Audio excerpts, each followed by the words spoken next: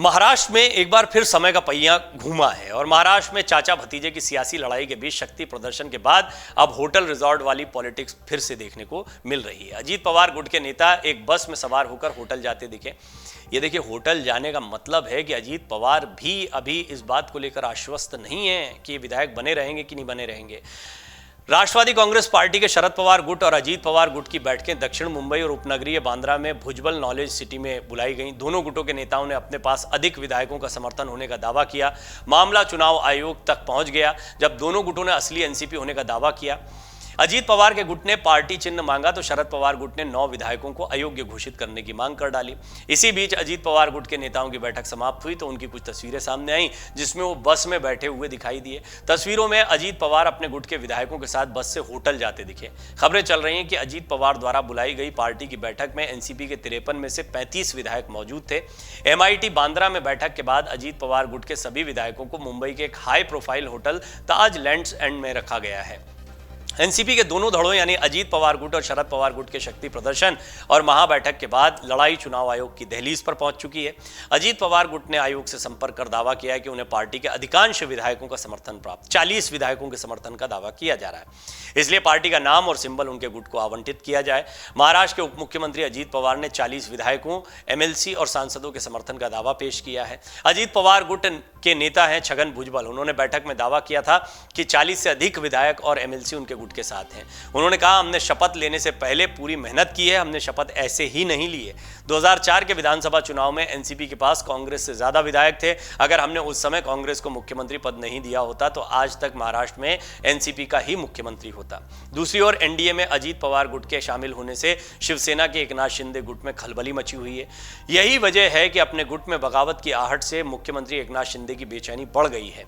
CM Shinde ये दिखाने की कोशिश कर रहे हैं कि उनके गुट में सब कुछ ठीक चल रहा है। अपने गुट के विधायकों में असंतोष की खबरों के बीच उन्होंने अपने विधायकों के साथ बैठक की। बैठक के बाद उन्होंने कहा कि उनके गुट में सब कुछ ठीक चल रहा है। उन्होंने ये भी कहा कि हमारे विधायकों में कोई असंतोष नहीं है और हम मिलकर एनसीपी के साथ काम करेंगे। अपने गुट में असंतोष और खुद के इस्तीफे की खबरों के लिए सीएम एकनाथ शिंदे ने दूसरों पर आरोप लगाया। आपको याद होगा 2022 का घटनाक्रम। महाराष्ट्र राजनीतिक संकट 21 जून 2022 को शुरू हुआ था और ये एकनाथ शिंदे के लिए एक बड़ा मौका भी लेकर आया और एक चुनौती भी थी। महाविकास अघाड़ी गठबंधन के साथ कई अन्य विधायकों के साथ भारतीय जनता पार्टी शासित गुजरात के सूरत वो चले गए थे। बाद में ये समूह एक अन्य भाजपा शासित राज्य असम में गुवाहाटी चला गया था। 29 जून 2022 को अविश्वास प्रस्ताव से पहले सोशल मीडिया पर लाइव बोलते हुए उद्धव ठाकरे ने अपने सीएम पद के साथ साथ एमएलसी पद से इस्तीफे की घोषणा कर दी थी।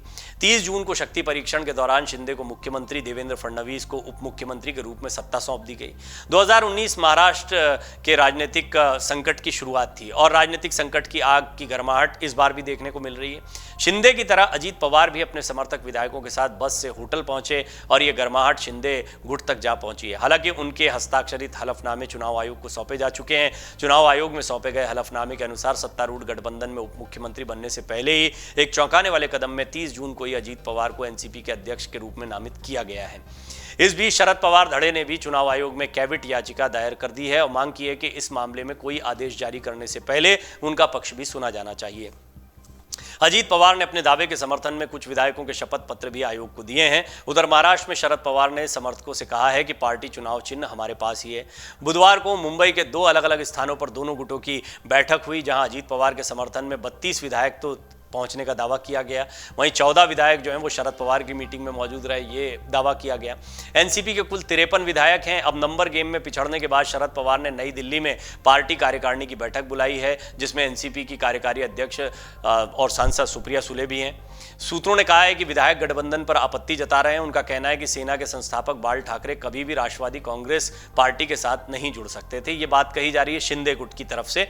अब देखना होगा कि आने वाले दिनों में क्या ये रिजॉर्ट वाली पॉलिटिक्स जो है ये कंटिन्यू रहेगी। अजीत पवार को अभी भी करना पड़ रहा है। अजीत पवार को बार बार जो नंबर बताने पड़ रहे हैं, प्रयास करने पड़ रहे हैं, इसलिए क्योंकि वो जानते हैं कि एक पल में, एक झटके में शरद पवार के नाम और चेहरे पर या उनकी अपील पर ये विधायक दोबारा उनके पाले में जा सकते हैं। दूसरी तरफ देखना दिलचस्प होगा कि शिंदे ने जो पॉलिटिक्स की थी, ये रिजॉर्ट वाली जो पॉलिटिक्स शुरू हुई थी उनकी बगावत के साथ में, क्या दोबारा एक बार फिर उनको अपने विधायकों को एकजुट रखने के लिए प्रयास करने पड़ेंगे। ये देखना बहुत दिलचस्प होगा। अमर उजाला अब आपके टीवी पर भी अपने स्मार्ट टीवी पर YouTube पर सर्च करें अमर उजाला, चैनल सब्सक्राइब करें और देखें ताजा खबरें, वो भी HD क्वालिटी में। और हाँ, बेल आइकन दबाना ना भूलें ताकि हर खबर हो आपके घर। अमर उजाला, निष्पक्ष, निर्भीक, निरंतर।